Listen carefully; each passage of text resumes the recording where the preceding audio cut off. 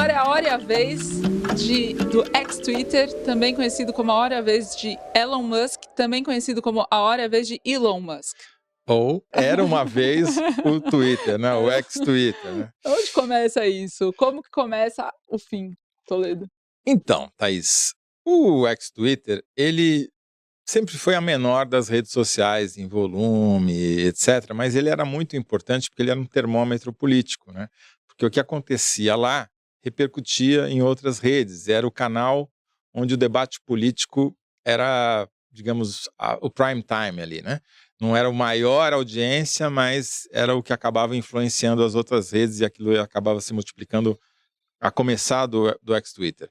Com a compra do então Twitter e a sua transformação em X pelo Elon, como é que é? Elon Musk, isso começou a mudar para pior. Né? Ele acabou com todo e qualquer tipo de mediação no Twitter, o que fez piorar muito a qualidade do debate. A desinformação começou a tomar conta da rede, a polarização aumentou e foi se degradando aquele ambiente. Isso acabou provocando decisões judiciais no Brasil, né? Principalmente da Justiça Eleitoral e especialmente do seu ministro predileto, Alexandre de Moraes, no sentido de tirar contas do ar, contas que só promoviam desinformação, mentiras, etc. E o Elon Musk, de uma maneira cínica, começou a dizer que ele era o campeão dos bons costumes e da liberdade de expressão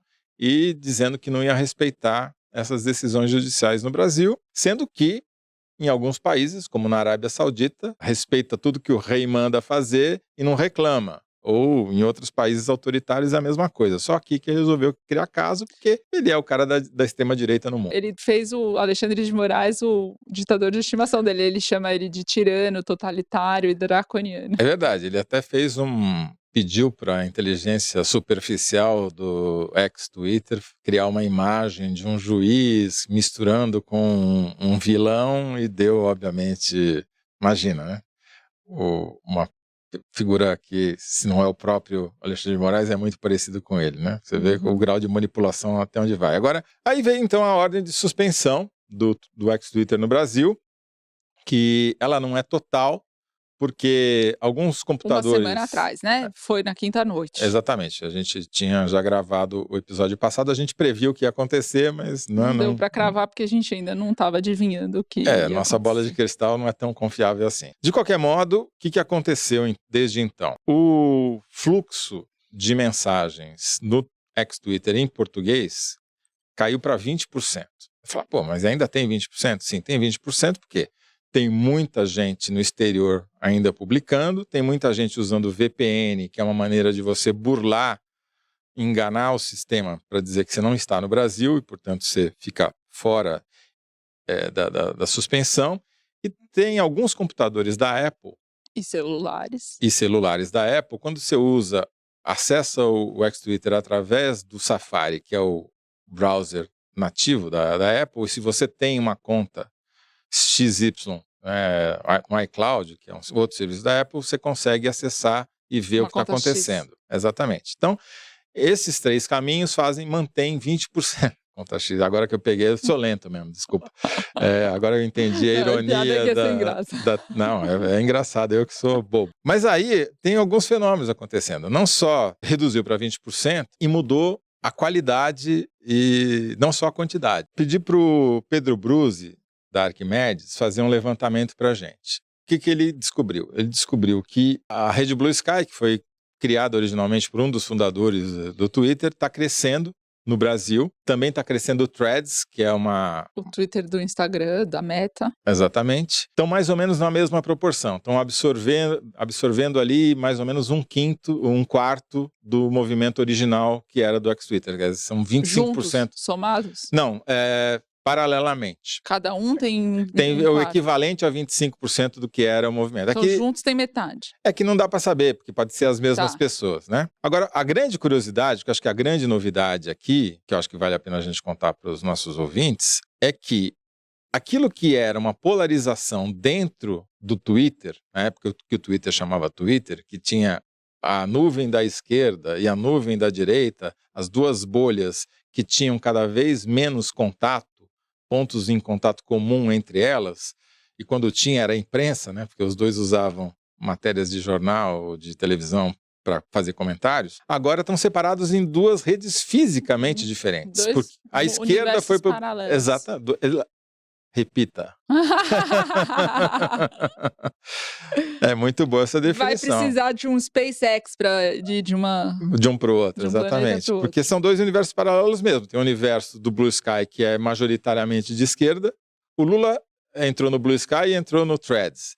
Mas eu acho que o Blue Sky, embora esteja com o mesmo volume, tende a pegar mais o pessoal de esquerda. E o que sobrou no ex-Twitter é basicamente a direita, né? É o Nicolas que está lá fazendo seus posts, né? Esbravejando, mas tem umas curiosidades. Eu vi aqui vários anúncios impulsionados do Globo Esporte, por exemplo, ainda no ex-Twitter. Falar, pô, mas não está proibido?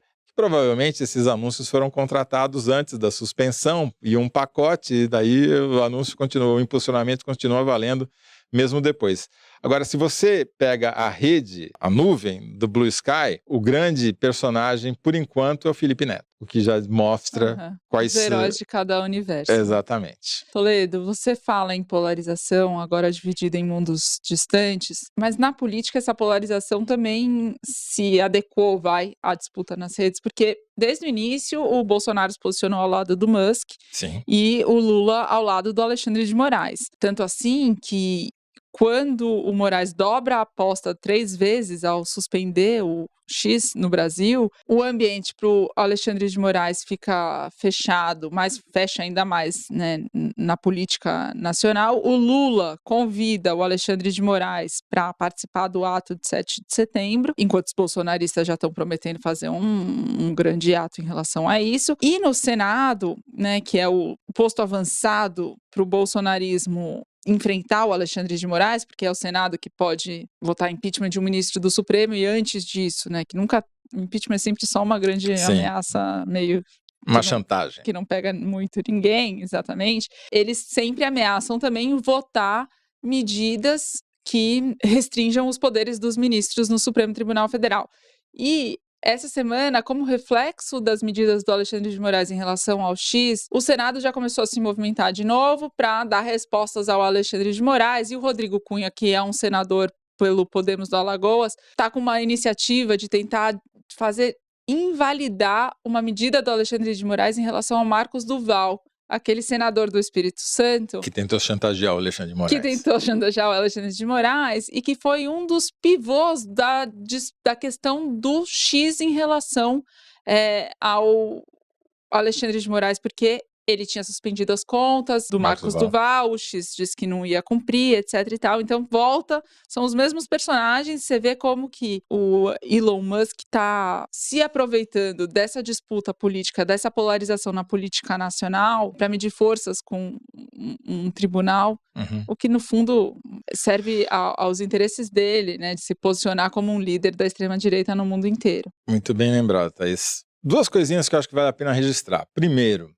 a Letícia Casado, colunista do UOL, explicou muito bem, numa coluna dela, no UOL, por que fazia sentido o Alexandre de Moraes bloquear contas bancárias da Starlink, que é outra empresa do Elon Musk, que opera satélites de baixa altitude que transmitem sinais de internet no mundo inteiro, inclusive no Brasil, porque, pela legislação brasileira, mesmo que não sejam os mesmos, não seja o mesmo conglomerado, o fato de você ter o mesmo dono já caracteriza uma ação casada sem trocadilho com o nome da colunista. Ou seja, tem embasamento na legislação brasileira fazer o que o Alexandre de Moraes fez, que foi bloquear as contas bancárias de um como forma de pressão para pagar as multas que o outro, no caso, o ex-Twitter, deve. Segundo ponto, isso também mostra como o esquema do Elon Musk é perigoso, porque ele é dono da rede social que promove desinformação e não tem mediação